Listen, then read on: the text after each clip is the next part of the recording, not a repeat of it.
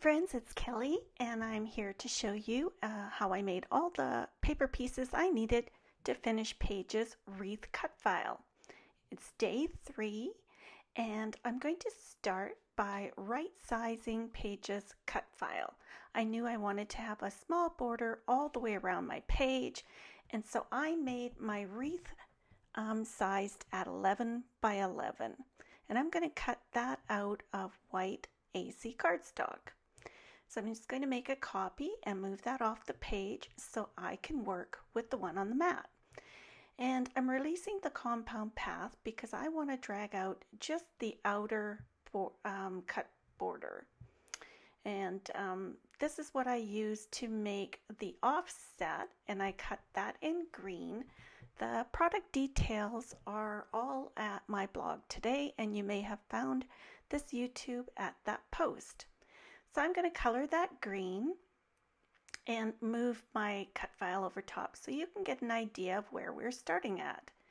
The center ring is useful for either cutting your photo within the Silhouette Design Studio, or you can trace it onto your photo with a pencil.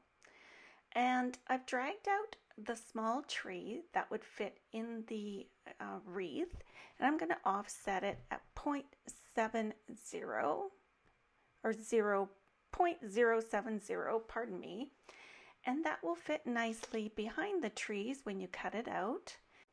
And you would carry on and do the same for the pieces in the wreath cut file. Here I'm using the semicircles that go around the inside circle, and I've offset that at 0.070.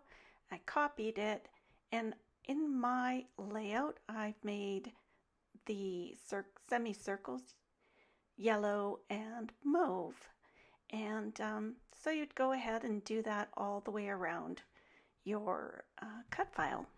So obviously it's not necessary to fill up the whole wreath with your offset pieces, but I do because I like to design my entire cut file within the Silhouette Design Studio.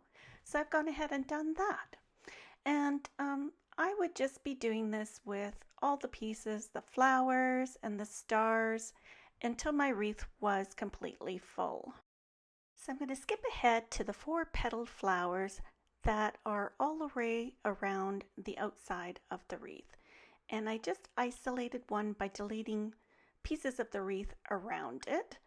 And I'm going to group it together and offset it, but this time I'm going to offset at 0.105 because I want all the pieces to stay together rather than be individual.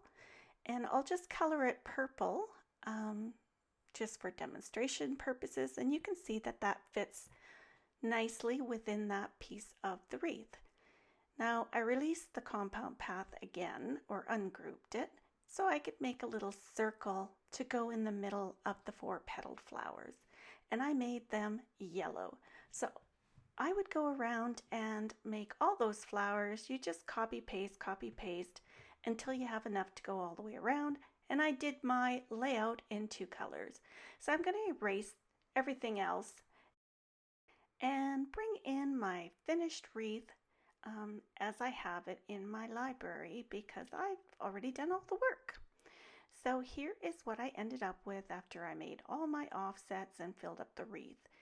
So the yellow piece on the mat is just for demonstration purposes. It's 12 by 12 and illustrates the yellow background that I used. So I'm going to actually be cutting a white piece of AC cardstock, and I'm going to make it 11.60 inches square so that when I lay it on my yellow pattern paper, it leaves a pretty little border around. To make the deckled border all the way around the white AC cardstock, do an internal offset at 0.220, erase the original one, and working with the smaller internal offset, I want to make the regular line a stippled line, and you can adjust the size of the holes with the toggle at the bottom. Now this isn't a cut file, so let's go trace it and turn it into a cut file.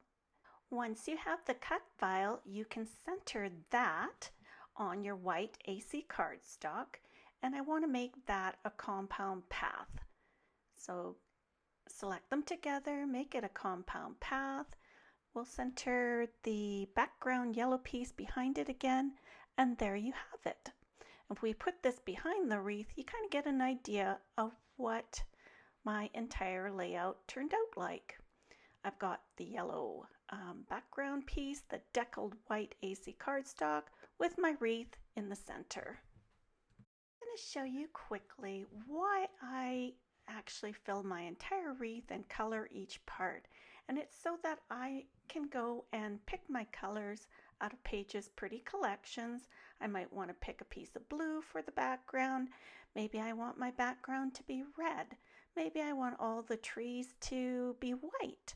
So if I move the cut file off of the background here that I've saved and grouped together, if I ungroup all my pieces, I can easily change the color of each item and design it right here in Silhouette Studio. I can check and see what it's going to look like before I cut anything.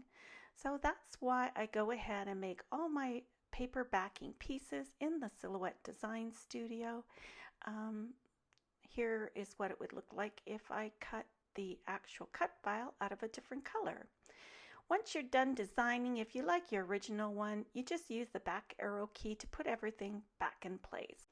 Thanks so much for being here. Here come my close-ups. If you have any questions, please leave them in comments. I'm always happy to help. Bye-bye for now.